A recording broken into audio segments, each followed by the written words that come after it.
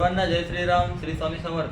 तर पहा की काय आहे, आपण टिळा लावत असतो. टिळा लावताना टिळा कशासाठी लावला पाहिजे, टिळा लावण्यामागचं कारण काय आणि टिळा कोणत्या बोटांनी लावला पाहिजे, तर्जनीला, अनामिका, अनामिका, अंगुष्टाभ्या कोणत्या बोटांनी लावला पाहिजे हे आज आपण पाहणार आहोत. तर पहा, मग टिळा हा लक्ष्मीच्या प्राप्तीसाठी आणि लक्ष्मीला आकर्षित करण्यासाठी लावला जातो.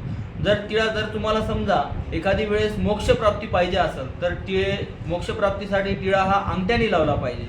त्यानंतर जर तुम्हाला शांती पाहिजे, म्हणजे स्वतःच्या शांतीसाठी, मनाला एक शांतता भासण्यासाठी टिळा हा अंगठ्याच्या बाजूच्या बोटाने, टिळा अंगठ्याच्या बाजूच्या बोटाने लावला पाहिजे. आणि त्यानंतर दुसरी गोष्ट म्हणजे अंगठ्याच्या बाजूच्या बोटाने यासाठीही लावला पाहिजे की शत्रूच्या नाशनासाठी, एखादा जर शत्रू आपल्याला त्रास देत असेल त्यासाठी अंगठ्याच्या बाजूच्या बोटाने. आणि त्यानंतर धनप्राप्ती पाहिजे असेल तर अनामिका, म्हणजे अनामिकेच्या हे जे बोट आहे, याच्या बाजू मधलं जे बोट आहे, अनामिका म्हणजे मधल्या बोटाला अनामिका म्हणतो. अनामिकेने जर टिळा लावला तर काय होणार, अनामिकेने टिळा लावल्यानंतर धनप्राप्ती होते.